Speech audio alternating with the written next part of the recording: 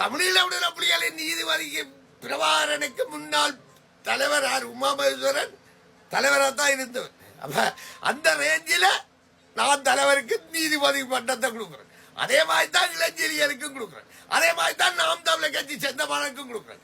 அதே மாதிரி தான் அனுராக்கும் கொடுக்குறேன். எப்படி தமிழீழ ஏனி இந்த கட்சிகள் இல்லை. அதே மாதிரி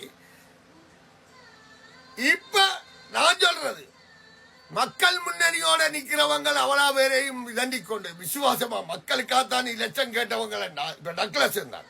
செய்தது விடு, அது செய்தது. இப்ப அப்படியும் செய்யா போனா இன்றைக்கு இப்படி கொண்டு வந்து இவங்களை முடக்கலாது. இவங்க சும்மா தரக்கூடியவங்க இல்லை.